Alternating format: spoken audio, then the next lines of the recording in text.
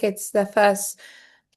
There it is. So welcome to Democracia Viva. This is a series of events we're having across all Latin America in occasion of the Democracy Week we're celebrating.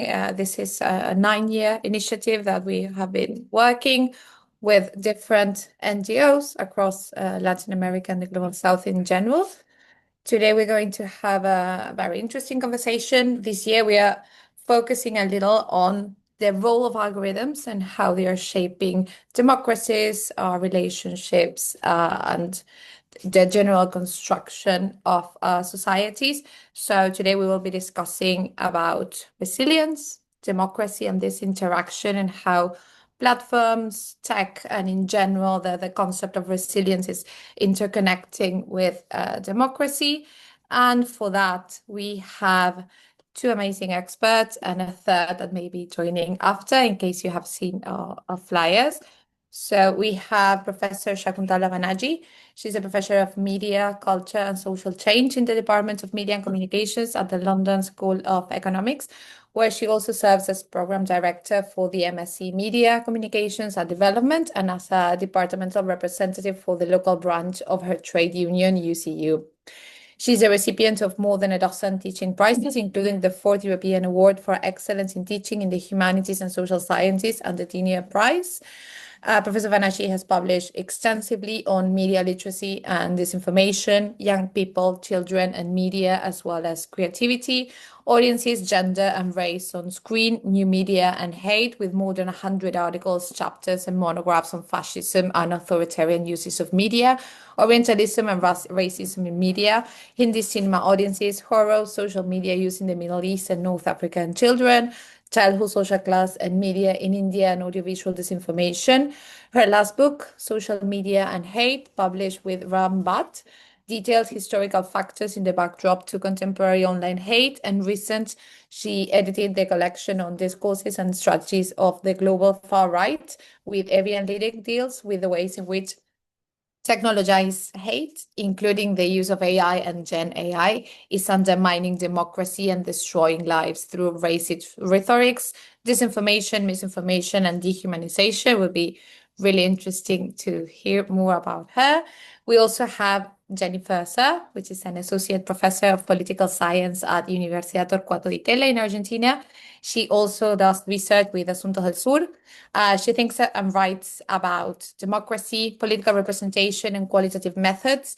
She has published multiple books, including The Fates of Political Parties, Institutional Crisis, Continuity and Change in Latin America, Focus Groups for Social Science Researcher, Doing Good Qualitative Research, co-edited with Sarah Goodman, and Cómo Gobernar en América Latina, or How to Govern in Latin America, which is forthcoming, co-edited with Matías Bianchi et al., also a member of the director actually of Asuntos del Sur.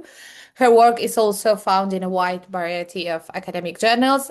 She received her PhD in political science from Northwestern University.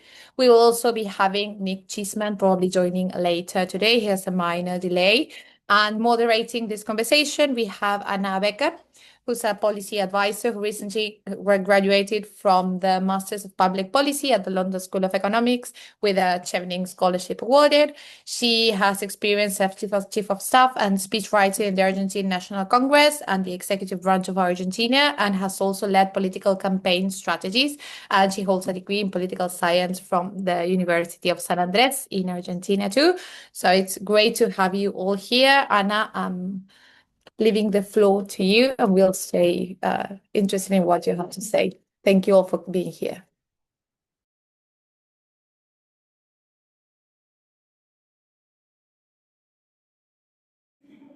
Okay, thank you so much. It's a pleasure to be here. Thank you, Agus and Asuntos del Sur. In a moment that democracy it's been questioned, it's an amazing topic to be talking here. So I will introduce, I think, Jennifer is first. Okay, that's great. Thanks, Anna. Nice to meet you, Shakuntala, and thanks, Agustina and Asunto Sur for the invitation. It's great to be here. I also want to thank the International Development and Research Center, the IDRC, for supporting and sponsoring the work that I'm currently doing, a project that I'm working on with Asuntos del Sur that looks to think about and encourage new conceptualizations of democratic resilience that actually make sense for and capture the realities of resilience on the ground in many places. Um, this is a multi-regional project. Asunto del Sur is running the project for South America, but we also have teams in Asia, Sub-Saharan Africa, as well as Nick Cheeseman, if he joins us, his team in the UK. So what is the idea? What do I want to talk a little bit about today? I want to talk about what we've done in the project so far. Um, but I think it's important to explain why the project exists and why it is that we need to rethink how we conceptualize this notion of democratic resilience. And this is the result of multiple conversations that have been had over the last few years because of current tendencies away from democracy, right? Democratic backsliding, we can call it, sort of creeping autocratization that's occurring. Democracy's dying quite slowly in many different parts of the world. It's a global phenomenon, really. Um, so how do we combat this, right? How do we push back against this? How do we resist this authoritarian creep, if you will? And the term that's been used is democratic resilience, right? We need to create regimes, forge regimes that are resilient to the threats that may occur, right? The different types of threats that may occur. And so I want to talk a little bit about what we've seen in terms of patterns of resilience on the ground so far in the work that we've done. Um, but I think it's important for us to sort of lay the groundwork and say, well, how is democratic resilience currently being conceived? And I don't want to be too jargonistic here, but if a lot of the literature on democratic resilience really thinks about it as a process, right? A democracy is resilient if it can, on the one hand, halt a threat, whatever kind of threat that it is, an attempted coup, executive encroachment, right? Changing laws to favor one party over another. So the idea is to stop the threat, but then also the democracy should be able to recover from that threat. A resilient democracy is one that not only can push back and resist a threat, but can also recover from any ground that has been lost, right? And in fact, the way that it's often thought about is a U, the shape of a U, the letter.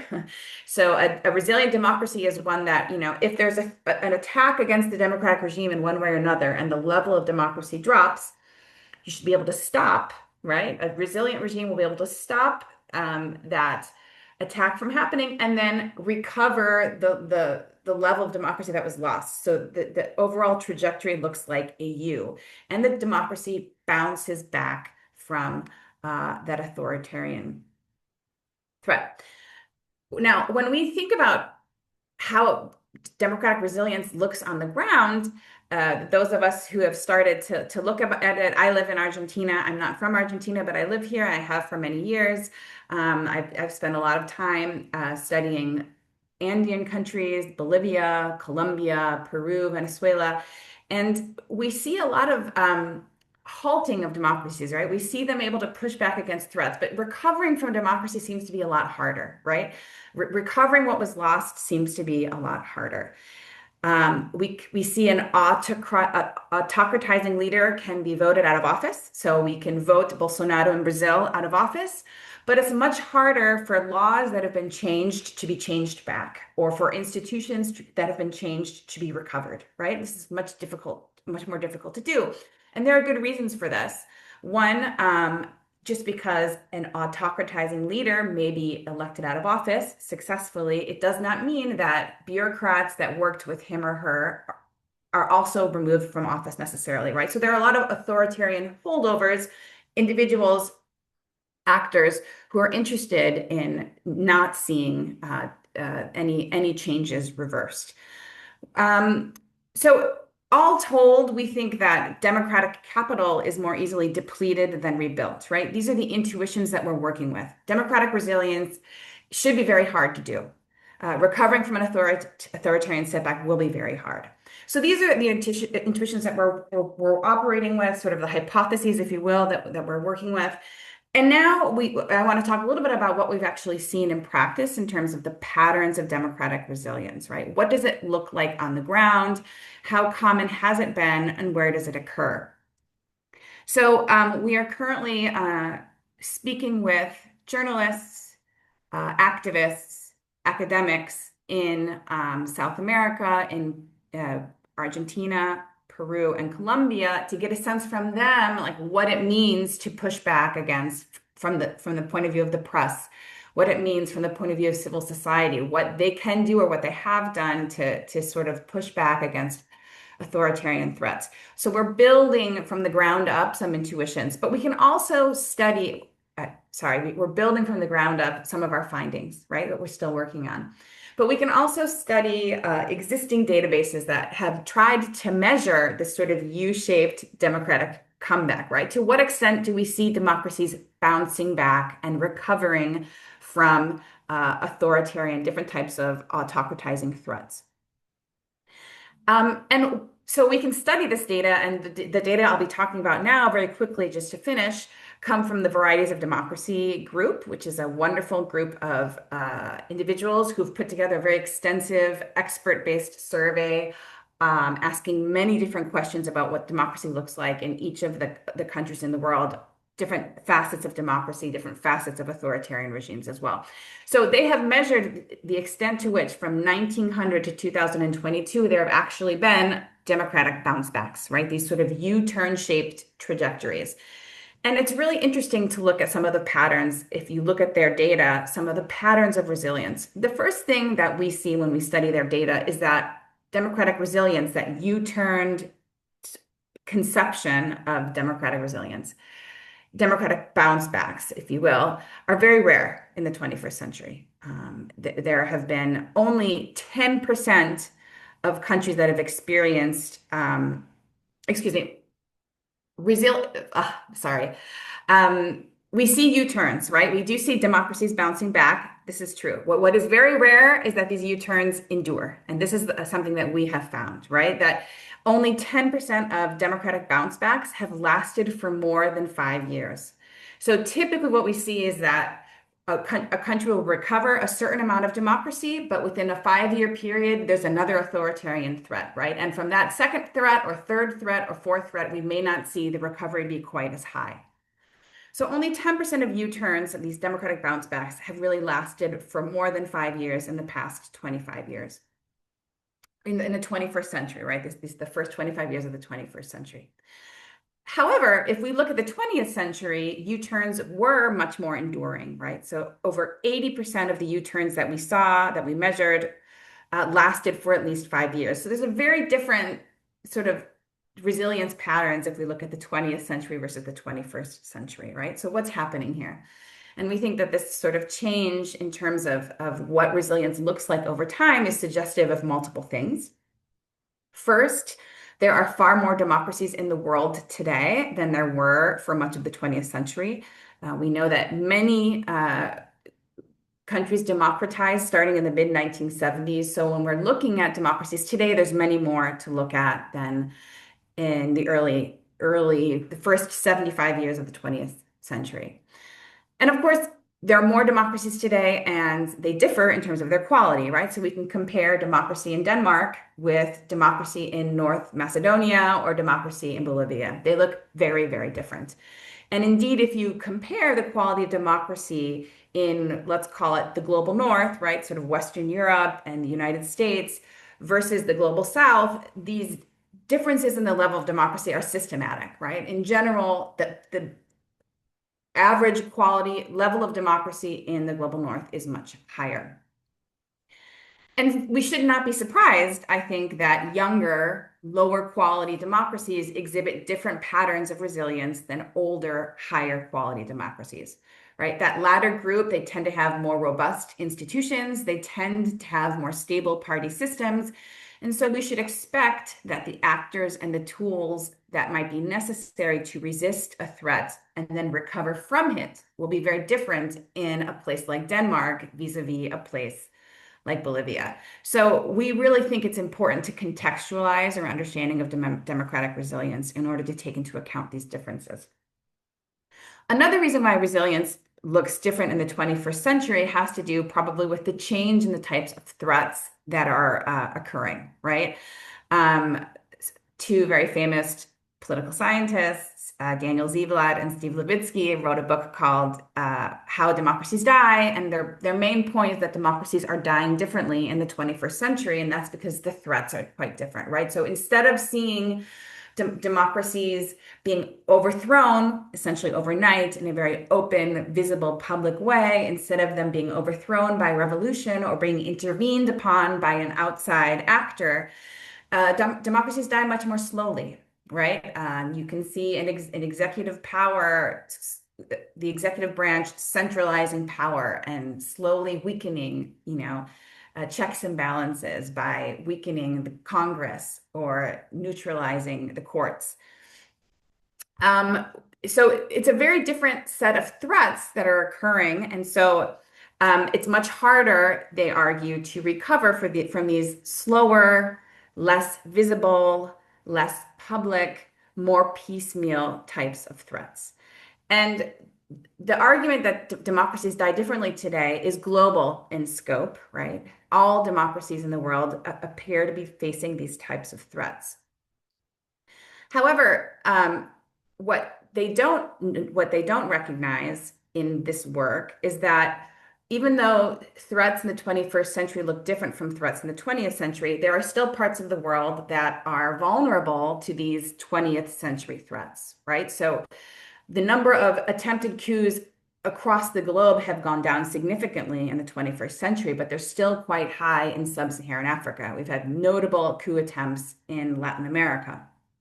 We can also think of new types of open, public, highly visible attacks, such as organized crime running governments, right? It's particularly at the local level. This is an increasingly big problem in South America, in Mexico, in many parts of the world where organized crime is sort of taking over, where the state has not, where the state cannot reach, right? Taking over local governments. And the Organized Crime Index has measured the extent to which organized criminals have become embedded in the state. And again, we see very systematic differences between Western Europe and the United States and countries in South America and sub-Saharan Africa. On a scale of 1 to 10, the level of criminal embeddedness in the state in Western Europe and North America is 4 versus almost 7 in the rest of the world. So while we think it's really important to note that while the threats to democracy have been transformed in Western Europe and the US, it's much less likely to see an attempted coup in Belgium. In other parts of the world, the threats have diversified, right? So certain countries are still vulnerable to 20th century threats, but are now also vulnerable to 21st century threats. And so we really shouldn't be surprised that resilience looks different in different parts of the world.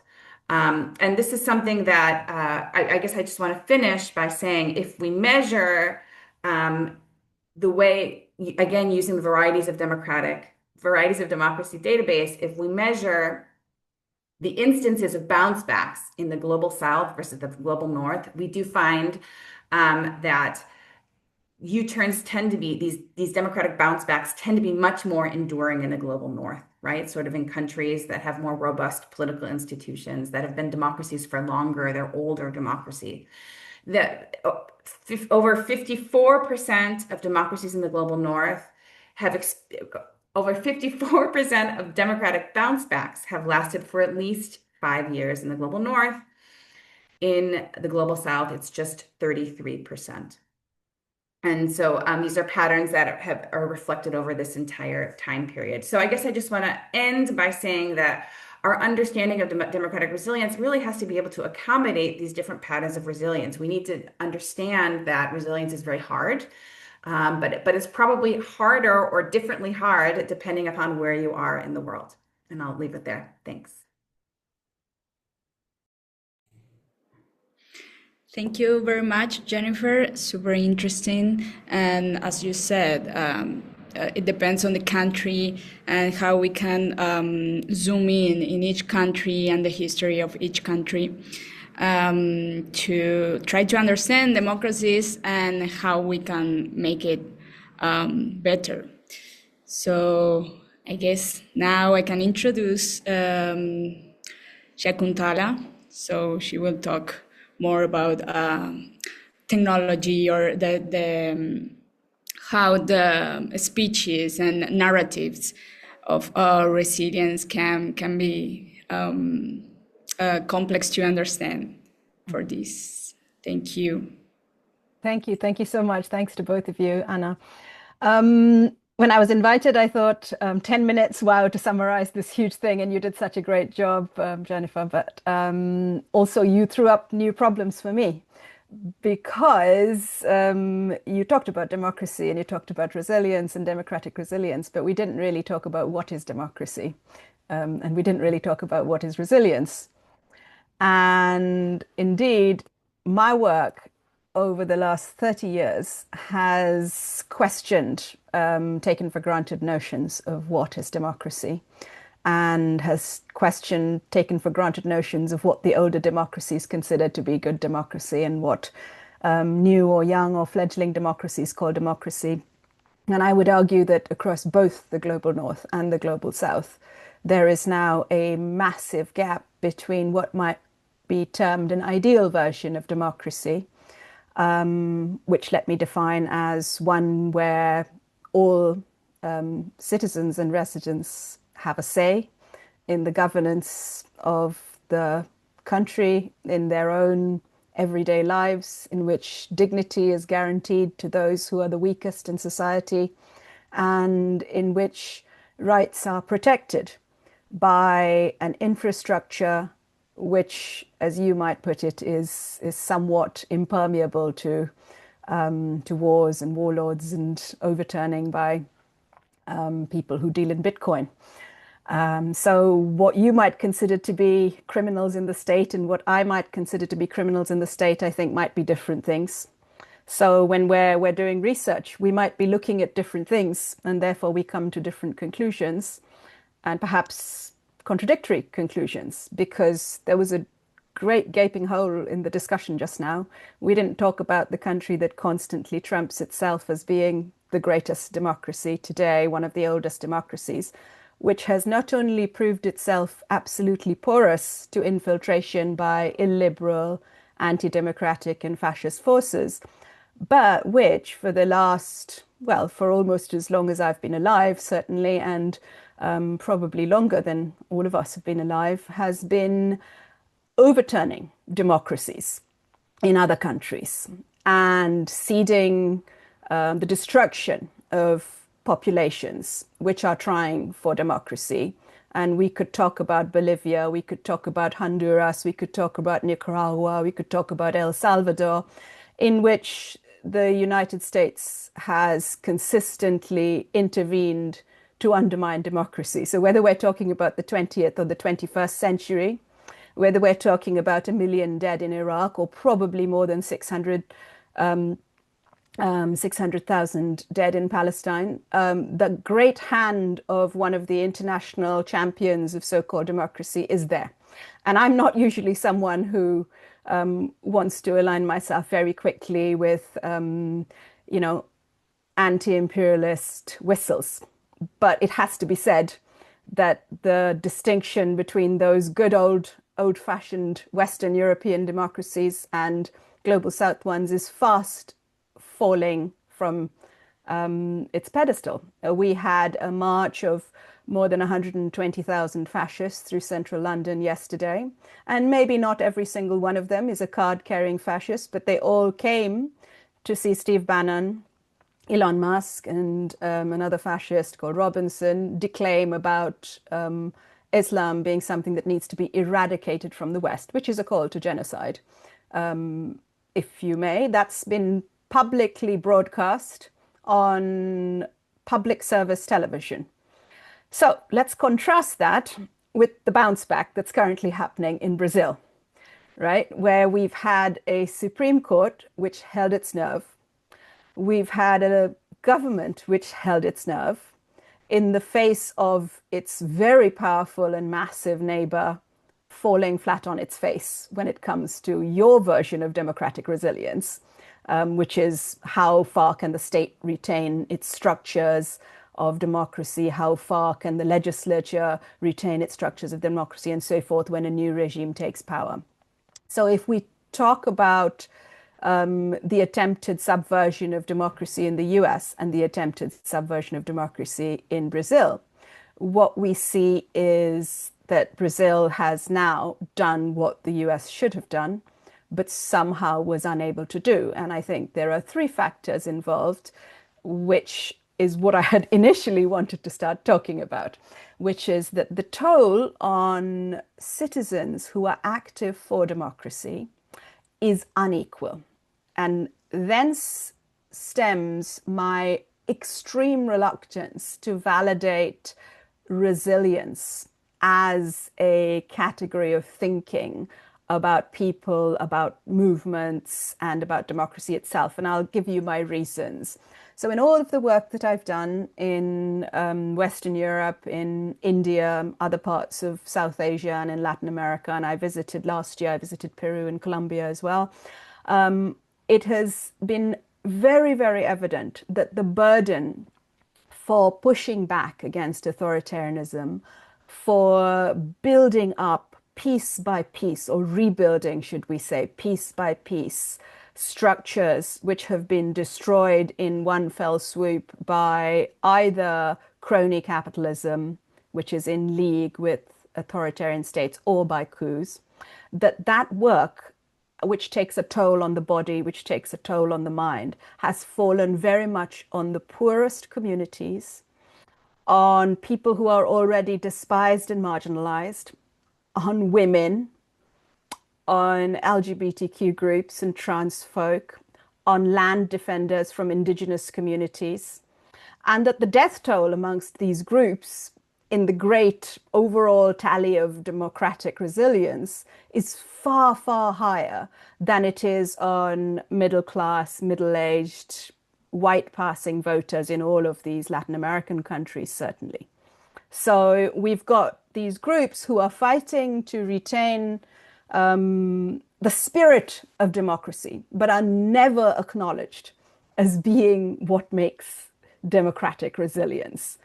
Instead, we fall back on notions like, who was the oldest democracy and which was the youngest democracy. And I can give you a very interesting example from Western Europe of this. So for many, many years, protesters against the Vietnam War were despised, they were surveilled, they were spied upon. Certainly in the US, they were arrested. Many of them lost their jobs, they lost opportunities. In France and the UK, protesters were kept under surveillance for decades after the Vietnam War finished because they were seen as somehow communist sympathizers. And yet, in many of these countries now, if you were to ask what is, your sort of model of democracy, they'll point to 1968, May 1968, and they'll say these student revolts, we allowed that.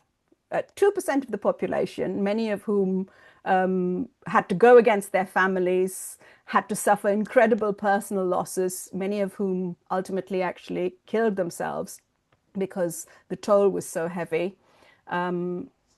Sustaining democratic resilience in the West. And now look at what they're doing to the protesters who are protesting in all of these countries, including in places which are way out of the global north, such as in India, in favor of the stop of genocide in Palestine. And you'll see the same discourses which were utilized against the protesters against the Vietnam War being utilized against them, except we have one new and significant addition to that, which is social media, AI, and systematic disinformation, a large amount of which is paid for by 2 or 3 of the so-called biggest democracies in the world. Now, if you add that into the mix and you look at the work that I've done over the last 10 to 15 years on propaganda and disinformation in the tech sphere, and you look at who owns the tech sphere and the direction of travel of their policies on takedowns and free speech, you'll see that the word free speech has been simply hollowed out. What it is a placeholder for those who are the wealthiest, or those who shout the loudest, or those who have the most hateful views, to continue to exercise their right through algorithmic support now, through AI support now, to spew their hate against people who are marginalized, who are being murdered. And this we've termed the hierarchy of hate, which means that if you come from one of the most disenfranchised sections of society, you carry simply the heaviest burden, both in terms of being a recipient of hate and violence on and offline, and in terms of the amount of work you have to do to maintain democracy.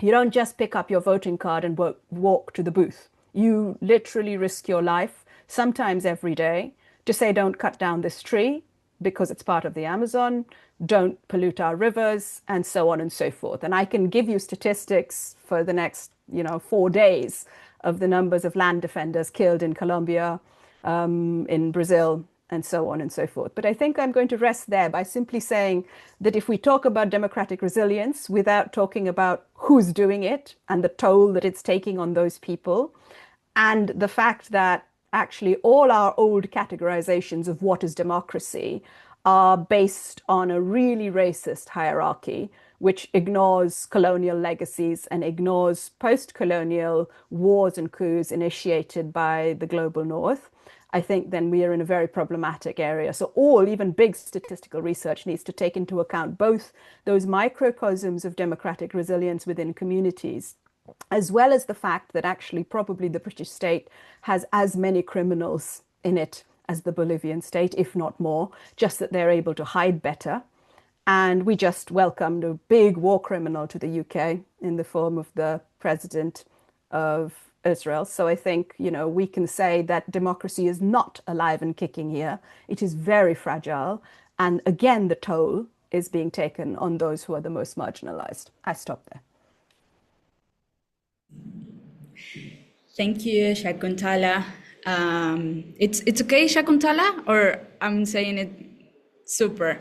Thank you so much. And it's a big problem how to measure democracy, and which indicators we see to each country. For example, in a country, according to the liberal indicators, could be, oh, perfect, this is a democracy, it has elections, but then you zoom in and you see that the opposition is being persecuted or etc. Like, for example, in Turkey right now.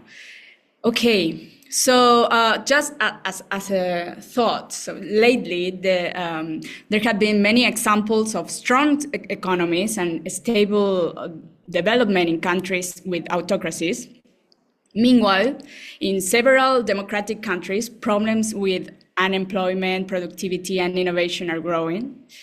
And many citizens perceive that some of their life goals are not being met. However, many of us still believe that democracy is the best system we have for protecting civil and individual rights.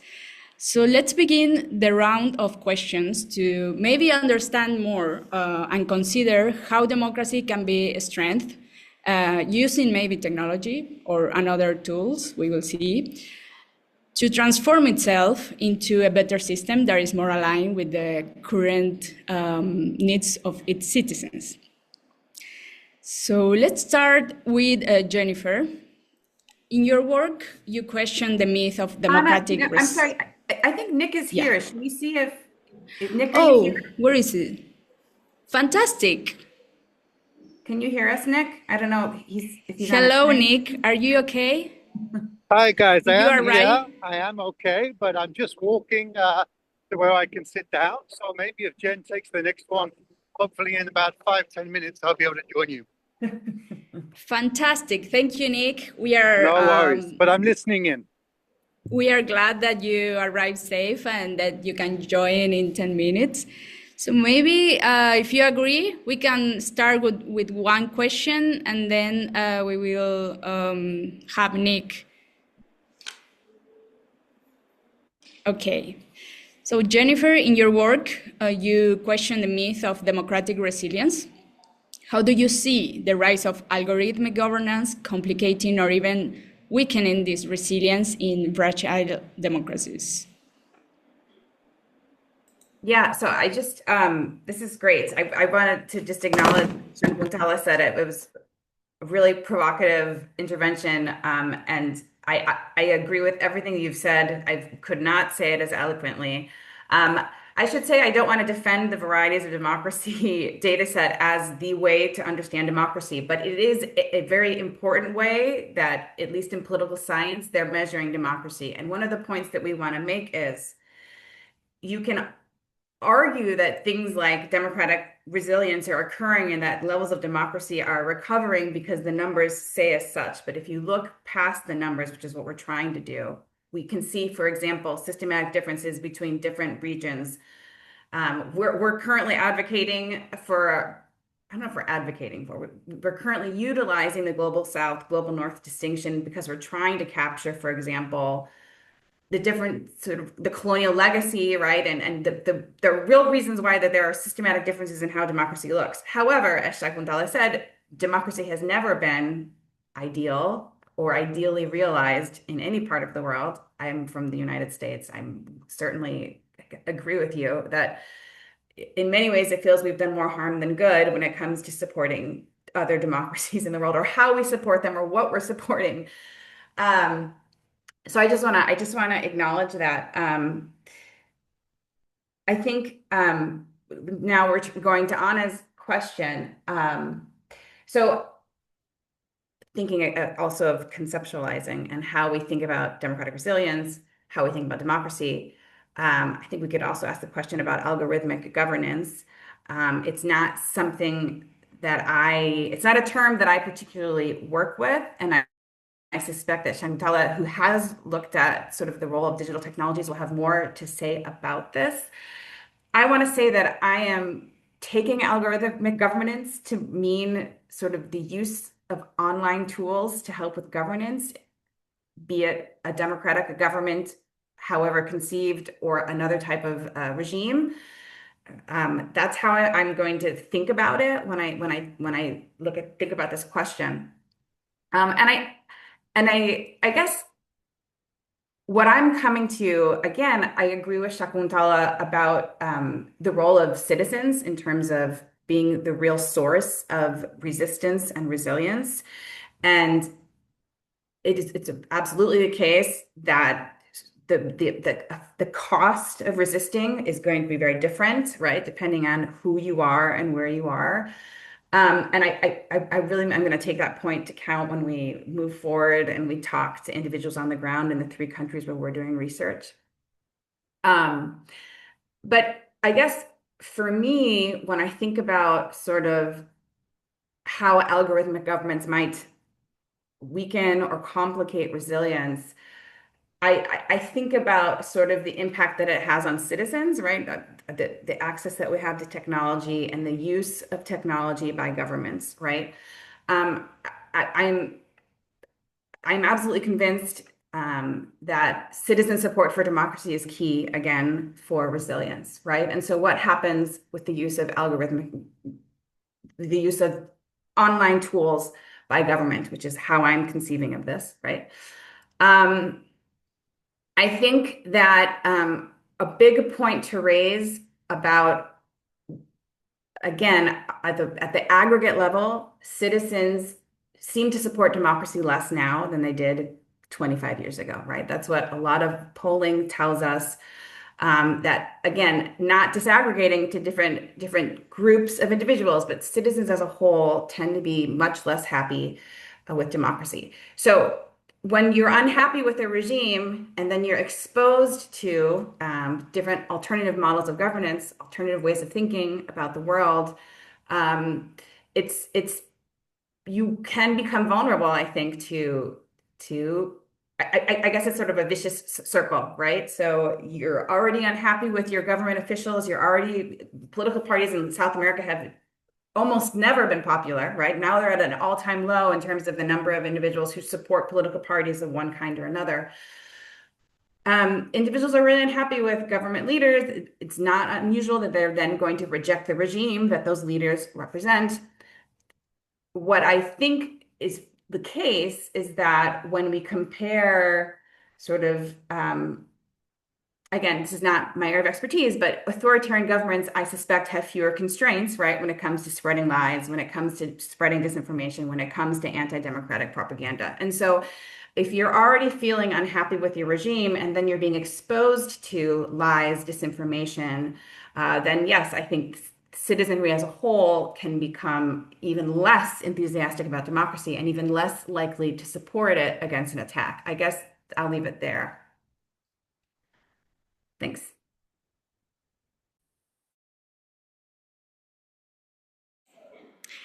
Thank you, Jennifer.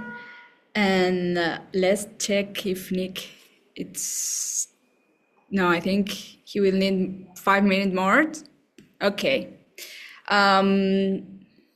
We can continue with the questions then for Shakuntala. You argue that discourses of resilience can mask deep inequalities. So how do you see this playing out when societies are asked to adapt to algorithmic systems that reproduce bias and exclusion? Thank you. That's great. And I mean, I think I just continue on from where Jennifer left off, really.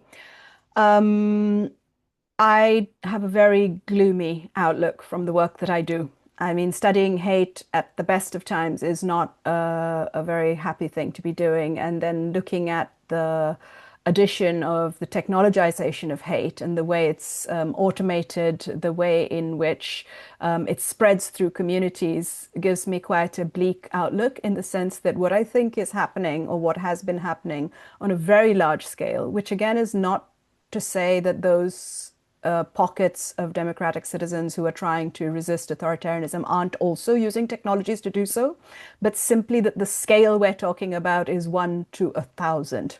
And I want you to keep that figure of 1 to 1,000, because my work does look both at the micro and the macro. And so if you've got one democratic citizen who has an understanding of what a flat society, an equal society, an uncorrupt society looks like, you've got 1,000 who have been co-opted into discourses, for instance, around millionaires and taxation, or for instance, around trans people being a greater danger to women than the average misogynist man on the roads, on the trams, and on the trains. So these kinds of co-options can only happen online because there are massive, massive forces of money, capital, being poured into a form of algorithmic anti-democratic governance, and therefore actually the greatest founts of anti-democratic algorithmic governments currently that we can see are not the usual suspects. They're not what I often get asked about. They're not Russia and so on, or even China, although China is doing its bit within China. They are actually the United States, India, and Israel. 3 of the countries in the world with very, very large, high technological capabilities, with a lot of companies, and the takedown of all the fact-checking mechanisms which had been started up and funded through the Meta higher levels of governance in 2024 and 2025 has been, I think, one of the most obvious shows of strength on the part of the global North far right.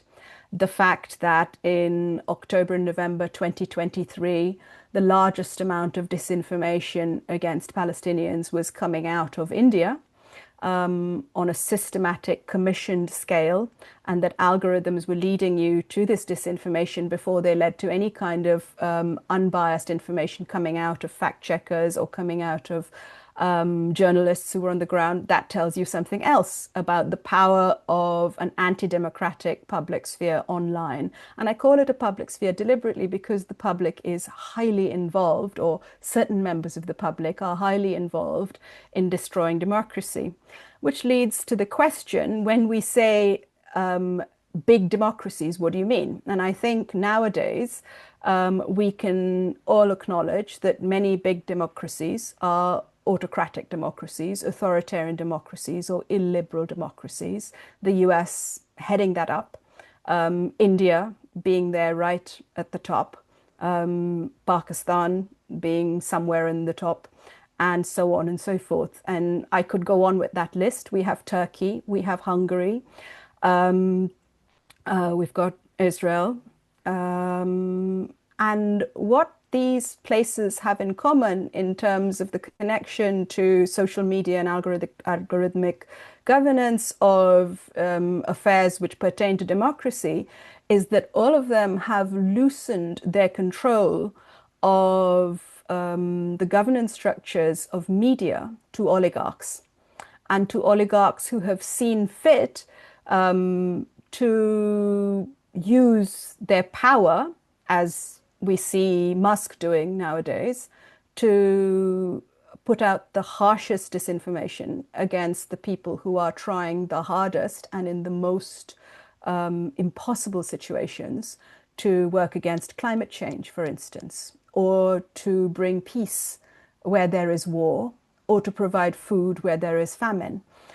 And when you have the massive power of the state allied to the massive power of corrupt corporate capital, and all of it is pushing out narratives towards citizens which say that it's more likely that you'll marry a billionaire if you vote against taxing billionaires, you have a profoundly broken system. And that's the system that we currently see in many of these so-called big democracies of the global north. And I don't think that Denmark and Sweden and Finland are immune. I think you only have to look at what is happening there and the big tug of war. You only have to look at the fall of the government in France. You only have to look at the Hungarian model to understand that for each of these countries, the line between being non-democratic, illiberal autocracies and democratic, illiberal autocracies is very, very fine.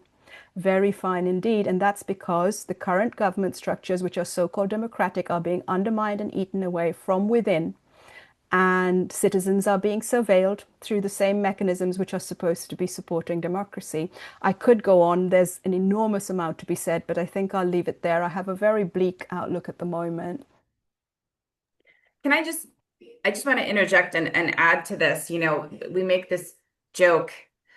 My colleagues here in Argentina make this joke because it's very common lately to try to compare Donald Trump in the United States with Javier Milei, the current president of Argentina. And there's this joke, well, now finally the global North can learn some things from the global South, like global North democracies are starting to look more like global South.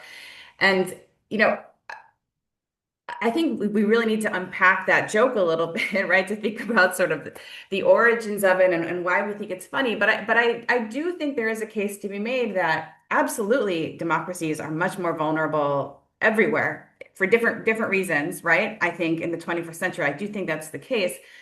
However, how we counteract what's happening in the United States, Trump in the United States versus Milei in Argentina, is going to be very, very different because of these incredibly different contexts. So it's absolutely the case that I used Denmark not as a paragon of democracy, right? I used Denmark as a long-standing consolidated democracy with a very different institutional infrastructure than Bolivia and very different societal issues and cleavages. And, you know, so when we think about resilience, we really need to, well, I guess, what are we defending, right? This would be something that Shakuntala might be asking, right? But also, how will we defend it in a place like Bolivia, which is absolutely different in terms of its history, in terms of its infrastructure, in terms of institutions than Denmark? And I just think, you know, what is usually the case in the political science world is that we don't take into account these differences. We want to put forth one understanding of the world and say, isn't it unfortunate that you know,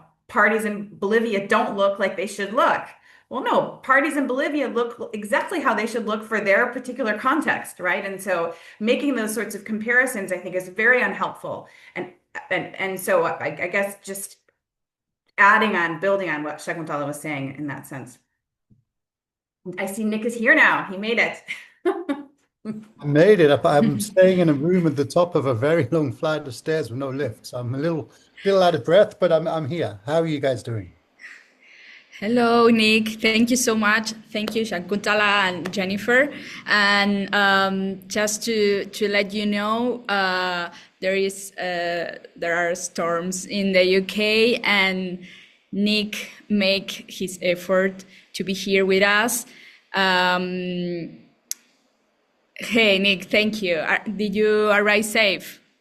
Yes, all good, all good, all good. Super, super. Okay, so let's start with Nick. What do you have to tell to us What do I have to tell you? So much. I mean, that's a bit, I wouldn't let me go about back. about the topic, this interesting topic? Well, let me say something quickly, maybe to start with, that's emerged out of some work we're doing at CEDA in Birmingham, the Center for Democracy, Accountability and Representation, which is part of a broader research consortium that we're currently in the middle of trying to get off the ground. So this is not the great work we're doing with Jen and IDRC and colleagues. It's a new project that would hopefully complement that. And one of the main things that we're doing there, I think, picks up on a couple of things my colleagues on the panel have already been talking about. So one of those is the importance of understanding the challenges to democratic resilience being multi-level. So when we say multi-level, we're thinking beyond the nation state, right? And the classic way that political scientists have thought about comparative politics and consolidation and the threats to democracy has been from a kind of comparative politics framework, which is normally the comparative nation state. So let's compare France, Germany, Italy. Let's compare the US, Brazil, Argentina. And one of the points that we're trying to make in this project is that the new challenges to democracy aren't really felt at the nation state level, or rather, the nation state might mediate them, right? But that's not how it's working. And we've heard that already in terms of the role of disinformation, which is clearly something that observes no nation state borders and can impact on democracy from below, in a sense that it impacts on citizens. It can shape the way that citizens think, but without, by bypassing nation states. I mean, not necessarily, of course. You could have different levels of nation state regulation of social media that could impact this. But so you've got a sort of grassroots level of resistance, perhaps, to autocratization, but shaped by these global processes on social media, these global ideas, global processes, of course, of economics as well. Then you have that nation state level that I think we're all very used to. Governments, for example, trying to take more power, executive aggrandizement for the existing leaders, the risk of coups. We kind of understand that. And then we have the kind of global level. And one of the things that we've seen globally that people might not be as fully aware of is that the rise of authoritarian states over the last few years has really changed the way that global politics work. So I have a few slides. I don't know if I'm allowed to share slides, but if I could just share a couple of slides, is that okay? Do I have permissions? If I have permissions. Yes, thank you. That's perfect. Thank you, Sure, Nick. just very, very quickly. So what you can see here, hopefully you can see the slide, shout if you can't see a slide, this is just VDEM data, going back to what Jen was talking about a moment ago. So we can argue about, the strengths and weaknesses of the data, but broadly speaking, right, the percentage of the world that is living under autocracy, so the percentage of populations, because you get different figures, right? If you look at the number of countries versus the size of the population, if you look at the size of the population, we've gone from 49% of the world living in autocracies in 2024 to 72% of the world today. That's almost 3/4 of the world's population are currently living under autocracies, which brings home the size of the challenge. But we also find that we've gone from about 7 to 38% of the world's population actually living in countries that are autocratizing, in other words, moving towards authoritarianism rather than moving towards democracy. But the slide so that gives us a sense, right, of the magnitude of the change that we're talking about here and the global changes that we're looking at. But what I really wanted to show you was this slide.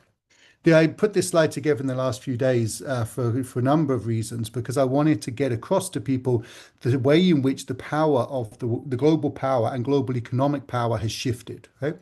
So on the left here, this is 1992. This is showing you the share of global GDP by democracies and autocracies. In 1992, 76% of global GDP was produced by democracies, just 24% by autocracies. By 2022, that figure was 46% for autocracies and 54% for democracies, so almost 50-50. By 2025, I can tell you, but I can't find the exact figures to show it, autocracies have the biggest share of global GDP. Why is this important? It's an example of a range of different factors that point us to the obvious conclusion that autocracies are stronger, that authoritarian networks and coalitions are stronger. And of course, if we add in the United States as an autocracy, if you think that's the way things are going, if you want to play that game, these figures get even more dominant for the authoritarian side, right? The most powerful countries in the world would pretty much all be singular authoritarians. You would have, China, India, United States, etc., going up against the UK, Germany, Japan, etc., right? So all of a sudden, the gap would be even bigger. And this matters because we've seen these numbers. So the simple number of autocracies in the world is higher now than the number of democracies. I think 2023, end of 2003, beginning of 2024 was when that flipped. So there's now more autocracies in the world than democracies. These numbers matter because it means that the shift in global power has moved predominantly towards authoritarian states.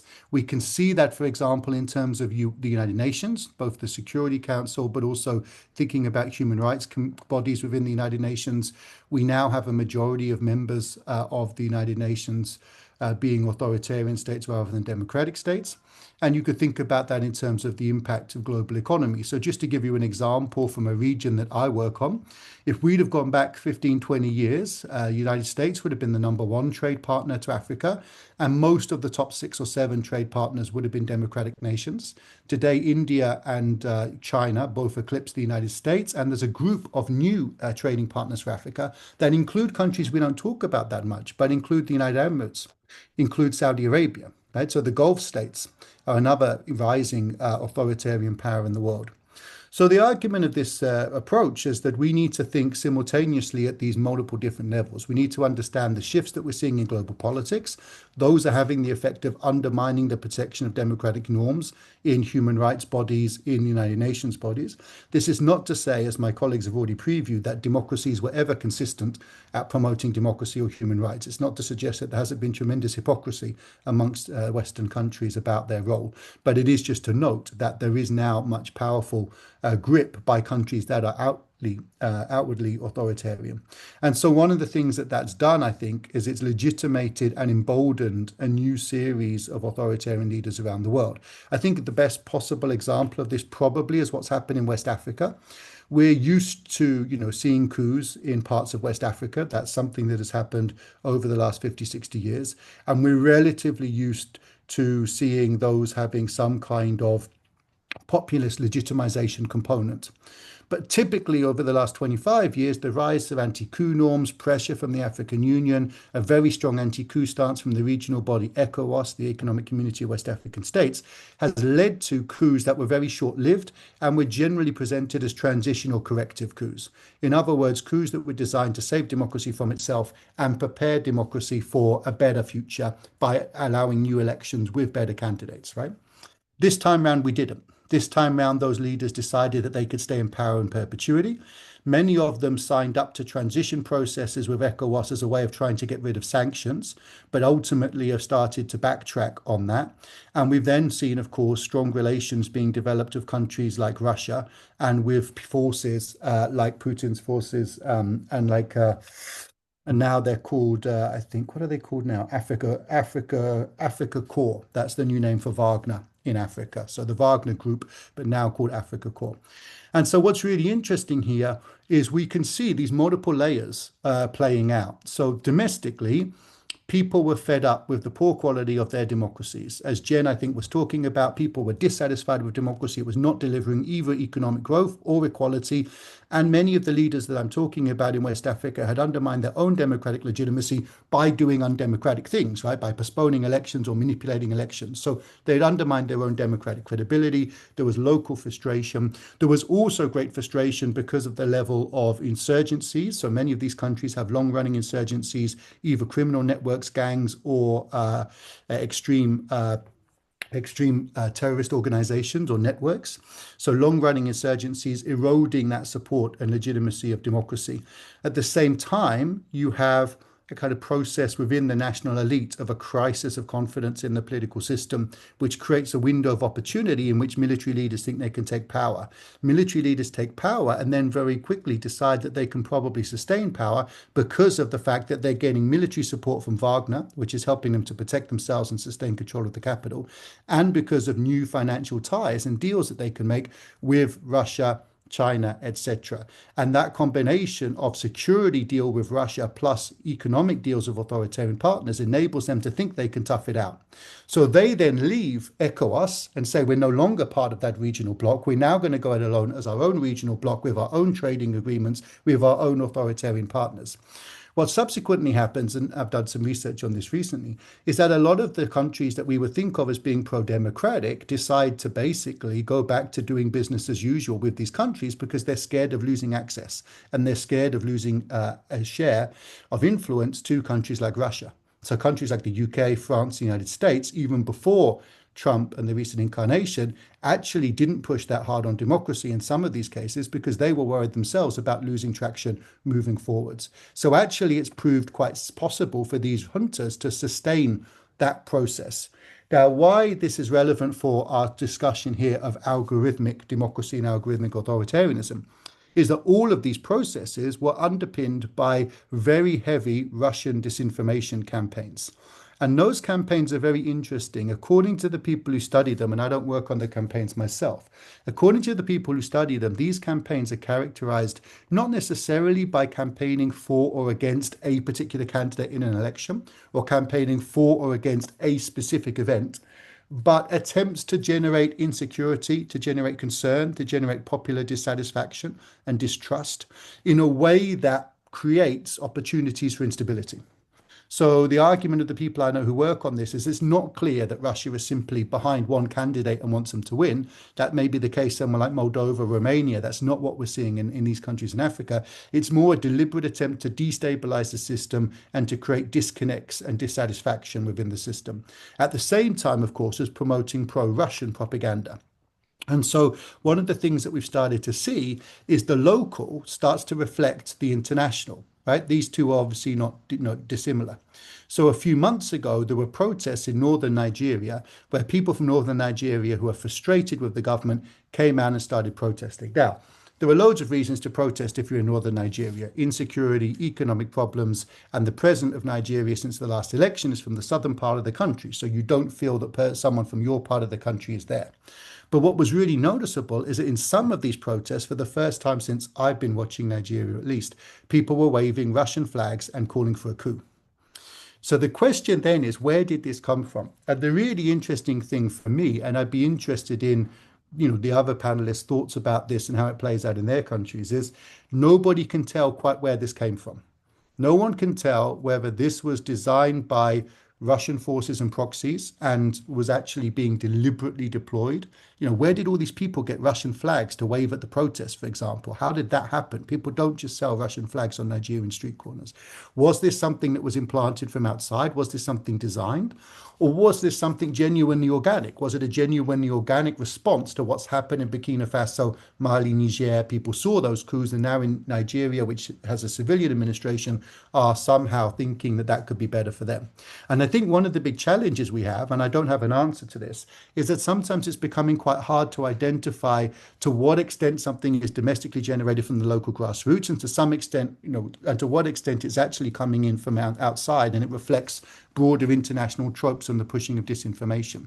Because as Jen said, I think very well, these two things are often deeply connected, right? So it's the lack of local legitimacy that enables these tropes to be successful, but the tropes can then be successful from outside. But then then it becomes very difficult to work out what has been internalized and is genuinely being promoted by domestic actors, what is being promoted by bots and Russian disinformation, and what you then imply, how you then interpret these protests. To what extent do these protests in Russia, in Nigeria, make us worry that Nigeria could be the next coup threat? It is very hard to pass that. So that's one quick thought about, or not quick thought, one slow thought and long thought about the way that this is playing out. The second thing I just wanted to say, it just really strikes me in the recent weeks, in the wake of the sad events in the United States, is that I see more than I've ever seen before people on WhatsApp groups who I think are real people parroting right-wing viewpoints from the United States as people living in Lagos, living in Nairobi, living in Johannesburg, right-wing conservative forces in Africa parroting what seemed to me to be kind of hardline Charlie Kirk sort of talking points from the United States. And again, it's really interesting, for me to try and work out what is driving this. Is what is driving this a sort of genuine sense that somehow that kind of economic approach would be better for these people because they feel that their own countries need to adopt a more right of center political and economic framework? Or is it just disinformation? Are people just being sucked in by the disinformation and the networks are so global that this is now coming up as if it's grassroots opinion in Nairobi and Lagos, but reflecting these talking points in the United States? But I think this is one of the things that I'm trying to get at when I talk about the fact that we need to understand these three layers happening simultaneously. Like the conversation with people on WhatsApp who are in Nairobi about what's happening in global politics is now reflecting to me like far right talking points in the United States. That's the extent, right? And then that's where it becomes really difficult to be able to separate things out. So what I worry about, if you want my pessimistic perception, and I'll give it to you and then shut up and let everyone else speak more, is, that we're in a really bleak place, right? We're in a place where the authoritarians have the momentum. They have the majority of the world economy. They are the majority of the world states. We are probably going to lose a couple of more potential democracies, United States perhaps. But if you look at Europe, we have the far right are ahead in the opinion polls in France, Germany, and the UK. That's never been true in my lifetime. It is true today. We're probably going to lose 2 or 3 more European countries to be more authoritarian. And when we get to that point, the democracies that are left will start to look like endangered species. And then that's a really dangerous moment. And what really worries me is that the leaders of the world who are in charge of democratic states and who I think do have more credible democratic beliefs and aspirations don't seem to realize the danger that they're in. It doesn't seem to be reflected in the way that they respond. So I'll leave it there. And apologies for being late and looking forward to hearing what everybody else has to say. Thank you very much, Nick, for your insightful analysis. And you don't have to apologize. We are glad that you are here, despite the trains delayed and everything. Let me ask Jennifer, and please, any thought that you have with this Nick analysis, please add to the question that I will ask you. So based on Latin American experiences, what lessons can we draw about resisting both traditional authoritarianism and these new algorithmic forms of domination? Yeah, I mean, it's funny. It's not funny. None of us have been particularly optimistic, have we? We've all suggested from perhaps different angles that things don't look so good, right? So, what lessons can we learn? I guess maybe the first thing I'll say is that democracy is hugely contested, right? In many parts of the world, democracy is in decline in many parts of the world. But a point of departure for us when thinking about resilience in the South American context, this will be my silver lining, one maybe a hopeful thing I say, and it's not particularly hopeful, but I'll say this and then I'll answer your question, is that despite a lot of major challenges, long-standing inequality, extreme levels of poverty in South American countries, really poorly functioning political party systems and institutions, democracy has nonetheless endured. Most countries remain democratic. You may criticize how it operates. You may not be happy with. So sorry, Oh, Nick, Jennifer. you want to stop Just sharing? Yeah. yes, just Nick, you are still sharing. Can you stop it so we Yeah. don't? Great. Thank you. Sorry, So Jennifer. no, please. So another sort of perspective is that many countries remain democratic against pretty incredible odds, right? And so I think that's something to take into account. Why is that the case? Well, I think there's a lot of things. I think in general, well, I don't. Why is that the case? I won't say, but I don't have a real great answer for that. But if I think about sort of what might be necessary for resisting autocratization processes, right? However they occur online, in government institutions. Like, what are some things I would say? I think the citizen support is key. Again, it's interesting. I go back to Shankutala's early point that the toll has been really incredibly high for certain groups. But nevertheless, without citizen support, I don't see how a democratic regime can be sustained.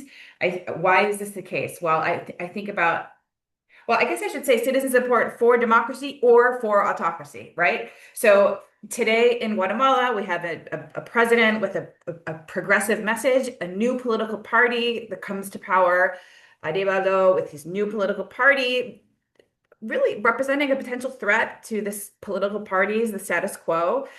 Without citizen support, it's going to be really hard for his progressive agenda to be supported, right? There's gonna be a lot of veto players working against him. That won't want him to be successful. So citizen support is really crucial for democracy. It's also really crucial for autocratization processes. So Javier Milei, I'll go back to where I live. Milei has a political party, but it's also very new. It's clearly not as strong as they thought. They just experienced a pretty bad electoral defeat. Javier Milei is so dependent on citizen support in order for him to retain, to move forward with the changes that he's making in government. So citizen support is going to be key for any sort of regime changes, right? New players coming to power with either autocratizing intentions or democratizing intentions. Another thing I would say is, in the South American context, you can't take people's public motivations outright. So when we think about pro-democratic coalitions, individuals, politicians in Venezuela who opposed Chavez and now oppose Maduro, they have a very strong pro-democratic discourse, but they may have other interests driving them, right? Interests like getting to power themselves. And once they're in power, taking advantage of the institutions that worked in Chavez and then Maduro's favor, right? So we can't assume that opponents to autocratizers, I won't call them autocrats, but autocratizers, we cannot assume that they're pro-democratic. And we cannot assume that they won't act in similar ways, because there are a lot of incentives in the in the institutional infrastructure for politicians to have very short time frame to take as much as they can while they're in power, because they know they won't be in power long, right? So I think that's another point I would make. And then finally, the point that both Nick and Shakuntala raised very eloquently is that international support is key. What does that support look like? It's changing all the time. But when Alberto Fujimori was in power in Peru in the 1990s, and he famously overthrew his own Congress, right? It closed his Congress. Where did he go to justify what he did? He went on a television program in the United States on the Charlie Rose show to speak in English about what he had done and why he had done it. Like, his audience was very clearly not Peru. His audience was international. And I should say that example comes from a very good Peruvian friend of mine, Rodrigo Barrenechea. That is not my data point, but it's a really useful point to show that the audience often is outside of the domestic context. And of course, Nick talked very eloquently, and Shakuntala as well, about forces at the international level, key geopolitical players, Democrat or not, big powers that are not particularly promoting any sort of democracy currently, right? And this sort of coalition of autocrats, increasingly economically powerful, as we've seen, but also doing a much better job using the 21st century tools at their disposal, right? So international support is going to be key for whatever happens, I think, moving forward. And I think I spoke more than I meant to there, but I'll stop there. Thanks. Thank you so much, Jennifer. Please, Shakuntala, I will make you a question, but please add your thoughts about what Nick and Jennifer said. So, what strategies from critical pedagogy and civic media can help us challenge the normalization of algorithmic authoritarianism in public debate? Wow, just solve the problems of the world in one question, right? It's not going to happen, and it's not coming from me. I mean, what I can tell you is what I've seen from my work on resistance to authoritarianism amongst communities in all of the different countries we've talked about. I think I mentioned earlier on the environmental land defenders across Colombia and the Amazon region in Peru and Brazil. And I think, we love talking in threes, so I'll take three different ways of approaching this. One, we can approach it through, there are the groups who have the wisdom already, and they have, not to put too fine a point on it, been the best at surviving, whether it's individuals dying along the way or not. The communities have survived. They've survived annihilation through colonialism, through deforestation, and now through environmental disaster because of the nexus between authoritarian governments and capitalism. So the destruction of the Amazon is something which we should all be worried about across the world, regardless of where we live. And the people that are currently working against it don't own any big media. They don't own even liberal, so-called liberal media. They feature very rarely in things like the New York Times and the Washington Post. They feature more in some Asian and African media on Al Jazeera, but again, very rarely. What we might see is a couple of documentaries. But some of them are putting out content on YouTube, particularly in Portuguese. They're putting out really excellent content. I mean, they're doing so also in indigenous languages. And these things are all hugely, hugely important.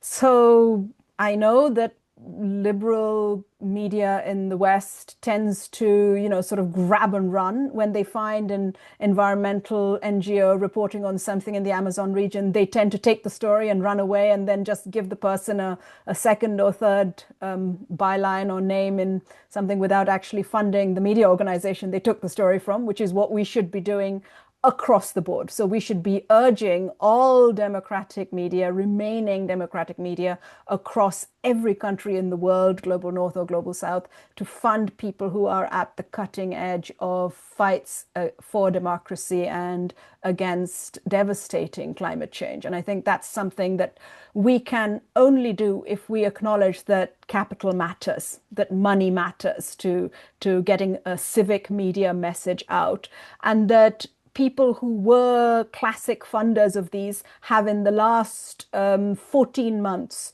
cut them off at the roots. So much as I did not like and do not like the infrastructure of US aid, the removal of US aid from all of these ventures in one fell swoop, the shutting down and sacking of all of the people working in these areas of civic media, the sacking and closing down of all the fact-finding and fact-checking missions that had been supported by Meta is a huge loss. And we need to, by crowdfunding, we need to put back some of that, except that many of us don't even know where these people are and who they are. So we need to find out who they are, and we need to try to fund them. So there needs to be an international democratic media, civic media initiative to refund people who are on the cutting edge, who are actually activists fighting, and only journalists second. That's the first thing to say. The second thing to say is what we know from South Asia, from India, Pakistan, Sri Lanka, Nepal, Bangladesh, is that we need to keep journalists alive. We need to keep them out of prison.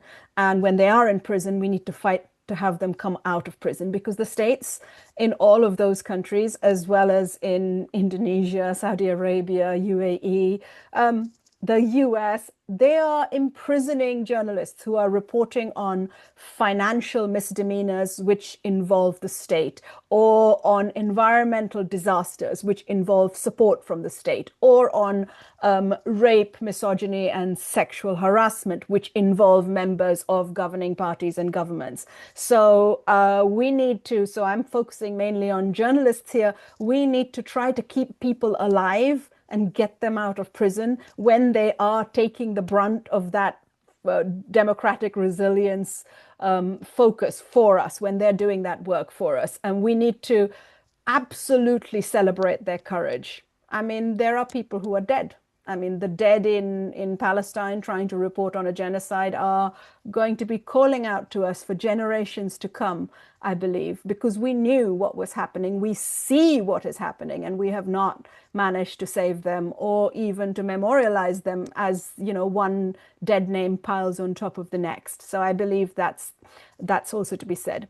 And the third thing to say is that we need to be far more imaginative and adventurous in academia. You know, we're talking now, you asked the question, pedagogy. And we are being shut down left, right, and center. In all of these countries, people are being shut down and arrested. But that's also because we've allowed that to happen. We've allowed this horrible little phrase, free speech, to be captured by a group of fascists with a lot of money, in the US primarily. We've allowed ourselves to be used as a wedge in a disinformation campaign so vast that, have we not spoken out, have we not shown courage, it's very likely that we are part of the problem. So, I mean, I'm not even going to talk about any very exciting radical pedagogy. I'm going to talk about simply standing up and calling out lies as fast as we can. And there's a new one coming and a new one coming. But that little lie about what constitutes free speech, i.e. letting fascists march on the streets and beat people up, or letting fascists say that this person doesn't have a right to exist in this place at this time, that kind of courage, I don't see much in academia. And I see it usually coming from people who've already, for historical reasons, had to endure enormous amounts of hate and harassment. And it takes its toll. So we should celebrate the courage of people who do that. I know people in Brazil who did that under Bolsonaro. They paid a huge price. Their families were broken up. Many of them had to go into hiding. Many of them actually left the country. But that kind of pedagogy, which involves also some form of critical media education, I think is absolutely paramount. The biggest liars on the planet today speak from governments, and they are given a platform by their friends who own the media and social media companies. So to fight that, we need courage, and we need to be willing to lose and lose again and keep getting up.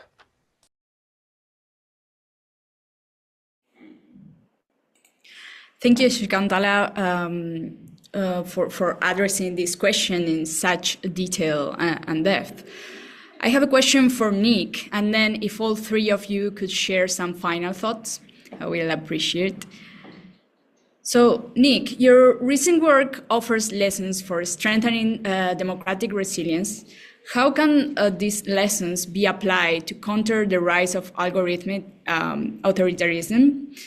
And in particular, in contexts where digital infrastructure are controlled by a few powerful actors, what institutional or civic mechanism do you see as most effective for defending democratic accountability? Thanks. First of all, I agree with everything that was just said. And I think we probably have to do this in stages, right? Because the answer to some extent is that there is a lot that governments can do in terms of regulating social media, but they don't do it. You know, we see what the Chinese government does in terms of social media. The idea that you can't regulate social media as a government for good or ill is a myth. So, but how do we get to a point where our governments want to do that? Well, that's where we need the social movement. So to go back to the optimism of the other two speakers, which I completely agree with, I have a lot of optimism in the sense that in 15 years' time, I think we'll be fighting back much more effectively. My pessimism is that I think it's going to get more authoritarian before we galvanize sufficient people to do it. But I think we're going to get there. And I am also inspired by the social movements, who are often the people who haven't actually got much money from the donors, right? Because they're informal, they're not necessarily pro-democratic, they don't necessarily have a constitution, but they're fighting what they're seeing on the ground, often much more effectively than much better funded organizations, and they are still there. I also believe, going back to Jen's question that she sort of asked herself, but then didn't completely want to answer, which was, why are these systems stable? I mean, I think there's two reasons for that, right? One is which I think there are, at least in the parts of the world that I work in, there is sustained belief that democracy is better than any other system because a lot of African citizens remember living under military rule or apartheid or one party rule, and they remember how corrupt it was and how dysfunctional it was. So while they don't like their democratic systems, they're under no illusions that these other systems offer quick wins. And so I think that the citizen resistance is a factor that gives me some confidence. Malawi has just gone to the polls with an electoral commission that the government appointed that people think is very close to the government, with a media that's very heavily compromised, and a lot of it is owned by politicians or heavily dependent on the government. And yet I would predict that we'll see a transfer of power in Malawi, because I think people will go out and say enough is enough, we're not having this. So I believe in the mobilization of people, the demand for democracy from below, but I think it'll take a while. And I also think that autocrats in many countries, but not all, will govern badly and will generate splits within themselves, and that over time will delegitimize them in ways that create more legitimacy and space for democracy to come back. And that's something that gives me a lot of hope. The other thing that I think is true is that in an awful lot of countries, there is no way of resolving the question of who governs other than some kind of elective process, right? When people in Kenya or Nigeria say to me, oh, I would quite like the idea of a Rwanda system. And then I say, okay, well, which ethnic group is the president for life going to come from? Is it going to come from yours? And if it's not going to come from yours, are you willing to live with a president for life, not from your ethnic group? And all of a sudden people say, well, hang on, no, we can't have a leader for life who's not from my group. And then you say, well, how would the other people from the other groups support the idea of a leader from your group? And then you very quickly realize that there is no way of doing this, right? There is no way of creating a legitimate system for most countries that would have a leader across classes, across religious groups, across ethnic groups that would be able to retain that support. And I think one reason why a lot of elites in countries that I study have sort of stuck with elections is not because they love democracy, it's because they can't see an alternative that's viable. It is that kind of classic academic definition of democracy is the only game in town, but not because people think democracy is great, but because there's no way they could agree on anything else. And the level of conflict that trying to get rid of democracy would involve would be perhaps too great. So I think in that sense, I have a little bit of hope for the resilience of electoral systems, not for democracy. And of course, there's a massive difference. We know that most elections occur in non-democratic contexts. So, we wrote a book on that called How to Rig an Election. But I think it's hard for people to get away from elections and retain unity within authoritarian movements for long periods of time. And I think they will prove in some cases to be incompetent. And I think the social movements, etc., is where we can fight back. In terms of what we can do, I agree that we have to stop sitting on the fence. So I think academics have to take a side. I think we can't sort of be neutral anymore. We have to pick a lane, right? We have to be on the side of the people that are suffering and struggling, and that means that we have to be a bit more activist and a bit more involved.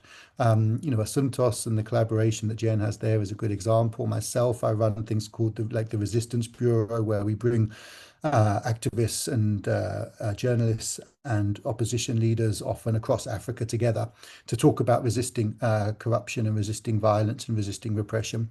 And I think kind of making sure that we use what influence we have, if we have any, to try and promote those causes and bring people together and network them is something that's really important. I think we need to be better at sharing lessons. So, we need to be better at sharing lessons, whether it's talking about how do we manage to fight the idea that stopping racist speaking on campus is against free speech. We need to share lessons and examples about how do we do that. We also need to share lessons, I think, about, what are the most effective ways of resisting, for example, digital authoritarianism. So we have had shows on the Resistance Bureau where we have had people in countries that have successfully resisted explaining to people from countries that didn't what they did and how they did it, right? How did you stay safe? How did you get it to work? What was the best way? How did you get everyone in your country to have a VPN within 5 hours because you knew the internet was going to be shut down? Like these are some practical skills that we could actually be better at sharing, across borders. So I think that's something that's really, really important at the same time. And I think the other thing that we have to kind of keep in mind is that there are going to probably be some test countries which we kind of know are going to be really important. So I would say, for example, Kenya in East Africa is a really important country. It's in a region that is more authoritarian than itself. It's seen as a little bit of a bellwether. I think we need to have a focus amongst all of us who care about democracy in Africa on efforts to sustain democracy in Kenya, because it's one of those countries that if we keep it on the democracy side, the implications for the rest of Africa can be quite profound. So we might need to think about that. And beyond us, I think donors who, as we've heard from, don't always make the right decisions, but the donors that are left are going to have really tough choices about where to spend their money, right? Because we talk about the cuts to USAID, but almost every donor in Europe is cutting their budget by 5 to 30% over the next 5 years, right? UK, France, Belgium. And if we see the rise of the far right across Europe, it will mean massive slashes to foreign aid. So the people who have small amounts of money within those donor organizations who want to do good things with it are going to have less and less to do and more need. And I think one thing we can perhaps do as academics is try and help them prioritize, right? If you're going to spend money on one thing in this election campaign, this is the thing. If you're going to do one thing with these journalists, this is the thing. Because sadly, we're going to be in a situation where the number of programs and the number of countries the program's in is going to be much, much smaller in future than it was in the past. Now, the final thing maybe, and then I'll shut up. The final thing that gives me some hope is also that, I've been part of the international donor machine in the sense that I've often advised donors on elections and on democracy and how to strengthen it. And I feel a little bit ambivalent in a sense about, what's happening with aid. On the one hand, I think it's obviously a catastrophe for the people whose jobs are being cut, and that includes a lot of people living in Latin America and Africa, not just Americans, right? There's an awful lot of people who've lost their jobs around the world.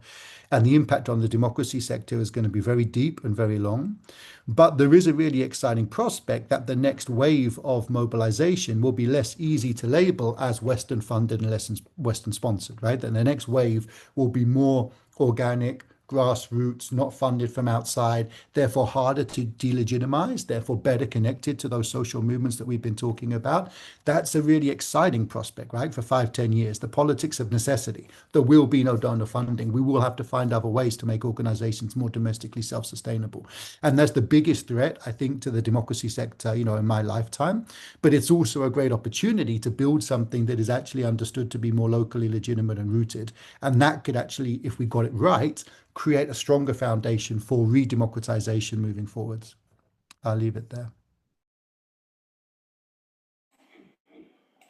Thank you so much, Nick. So we reached the time. It went by so quickly, and there's still so much to talk about. For the three of you, if you have any final thoughts, starting with Jennifer, we really appreciate if it's brief. Oh, you're asking me to be brief. I have so many final thoughts because of this great conversation. Okay, a couple of things. What's going to be key for sort of resisting autocratization? I've never gotten that word. It's still hard for me to say. Autocratization moving forward. Well, I think the big message from today is that citizens really matter, right? Citizens have been key. It's been hard for them, but they've been up for the task more so than politicians, more so than academics, right? I do want to bring up this point about the youth in particular. In Latin America, we're seeing youths in particular voting for more far-right, radical, extremist candidates. They are actually democratic natives, right? They were born in democracies, so they actually don't have that experience of an authoritarian past. They don't know why democracy is better. They never lived it, right? So, and they're also digital natives, right? So they're democratic natives and they're digital natives. So they're much more fluent and literate in terms of online sources. So we really need to bring them back into the We really need to corral the support of the youths and make them believe in democracy again. I think it's really key in Argentina. It's key in many South American contexts. I wanted to highlight quickly the press, which is such an amazing point, and the courage of the press. And in many countries in Latin America, activists and journalists have been killed as well in recent years. One thing that we didn't talk about, as perhaps we didn't emphasize enough, is that with the concentration of media conglomerates, right, a lot of journalists have lost their jobs, right, because local subnational media sources no longer exist. And so these individuals incur potentially very high physical costs, and they're barely making a living wage in many contexts in South America, at least. I would like to say that it's sort of shocking to me that we haven't really talked about political parties or political elites very much, but I think if there's one group that really we need to hold their feet to the fire, it's the people in power who have the capacity to make the changes that need to be made, right? One of the biggest challenges for political parties, and I am not a fan of parties in a normative sense, but I do not see a better alternative for representing individuals, right? For channeling demands and interest from below, at least a more efficient response in all the work I've done on studying parties. But what's fascinating to me is the lack of renewal of leadership, right? So why are you going to vote for the pro-democratic candidate who is already president or whose father was already president, right? I think it's really hard to support a sort of an anti-authoritarian elite that was sort of part of the problem before that authoritarian came to power, right? It's really hard for those individuals to be the ones supporting, to corral support from below. And so we need new leaders, we need new voices. And finally, academia. Absolutely, I think we need to make our voices heard, but there's even sort of easier things I think that we can do, right? We can, first of all, get out of our ivory tower, as it were. We should do a better job of trying to link really good findings that we see in our work with policy outcomes, right? There's always been this, I think, too much of a breach between what we study and how and if it's used. And finally, promoting research that is much more collaborative with people on the ground, that is much more ethically based, so that the people that we learn from are protected and gain as much from us as we gain from them. And these are small things that we can do, I think, to really push forward a better sort of democratic agenda. Thanks. Thank you, Jennifer, for summarizing it so well and in such a structured way. I really would love to have more time to keep talking about this. Shakuntala, please, if you can tell us final thoughts. I think I've said everything I wanted to say. I mean, my one final thought is that we really need to actually simplify what democracy means and disidentify it from countries which have actually not been very democratic and not respected in what they're doing. So if you keep sort of using the United States, for example, or Great Britain as examples of democracies, I think we're going to fail. And we're going to fail again and again, because what people can see is actually they're sort of in many ways oligarchies, and they're being run for profit, and they're destroying everyday people's lives. So we need to show what democracy is in an everyday sense for everyone, for our sake as well. Thank you so much. And Nick, if you have any other thoughts. Yeah, I mean, just to say, maybe as part of what we've just been talking about there, we also need to get away from democracy a little bit. I think it's an unsexy word right now, and it might become sexy again, but it's got a lot of baggage, partly because of its connection to Western states that might not be as democratic as they want us to think they are. So I wonder whether we also need a slightly more radical language about what we're talking about that plays on ideas of justice and fairness and equality, and somehow comes through with a term that is, something a bit different. I think, the circle will come back to democracy in a sense, but maybe before it does, we can find a new language that has less baggage. I don't quite know what that is. I feel like a lot of terms in French and Spanish seem kind of really exciting to me. So maybe we need a Spanish or French term that can be kind of used and become emblematic, or maybe, not a conventional colonial language term that we can all get on board with. But I think that's part of it. And I think that's one of the things that is exciting about the social movements, is that sometimes it's also about reimagining and having new ideas from below, right, about what this might look like, and not just saying to people this. And I think this is something we really try and say in our work on democratic resilience. And Jen's been, part of this as well, saying, the goal is not to go back to the 1990s and to recreate those democracies, right? That can't be the goal because those democracies weren't good enough. So we have to be very careful not to make it look like we're trying to turn back the clock to go back to, a period of US sort of global domination and democratic hegemony, but actually to say to people, we need to build something new. And it would be great to have a term, right, for whatever this was. It wasn't democracy that takes us forwards and mobilizes people.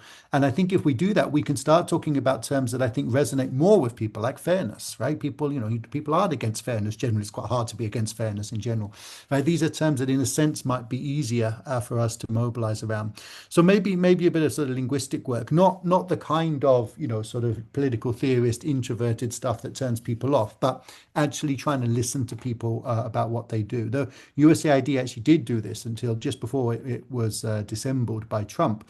There was a massive USAID project on narratives to re-legitimize democracy around the world.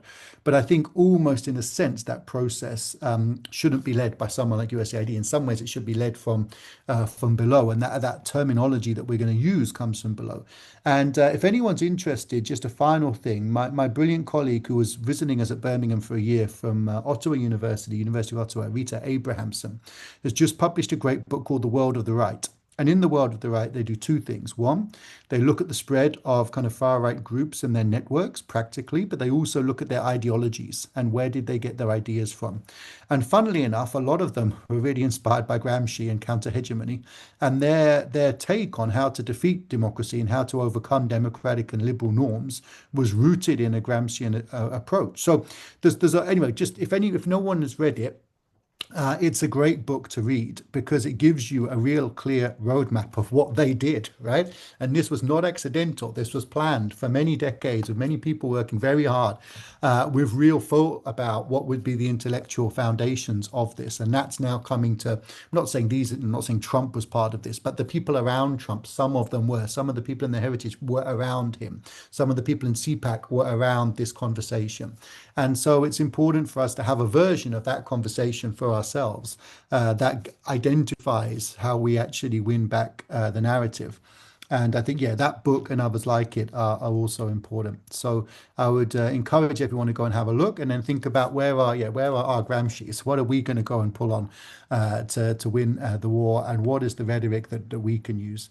But also just to say, if anyone is interested in, collaborating in the future, if anyone's interested in conversations, I mean, maybe one conversation we could think about having, guys, would be to bring our Resistance Bureau team with your team at Asuntos and have an Africa, Latin America conversation. We're doing that through the IDRC project, but we could have a webinar like this across regions, starting to have those kinds of conversations, and to have more thinking on how we push all this forward. But pleasure to be with you today, and yeah, excited for the future.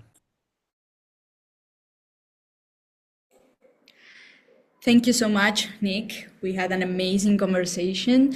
We talked about how we can define democracies, the problems that arise with that, the narratives of defining resilience also, the role of technology and social media, and how impact in the sovereignty and the limits of sovereignty right now, and how it impacts on how citizens perceive democracy right now.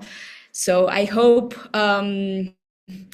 we can keep thinking about this to transform democracy in a better system, and also a better system so democracy can meet the needs of the citizen right now. Okay, so I'm gonna ask you for a quick photo right now, Agus. Yes, just big smiles on the screen. A couple of minutes. We have a comms team that's going to take a pretty picture. And so I think we're going to have 3, 2, 1. Hopefully that's that, right?